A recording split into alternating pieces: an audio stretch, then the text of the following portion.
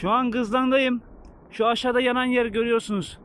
Şimdi kütük önümüzden düştü, oraya alevlendi. Bu yangın otmanlara doğru geçecek.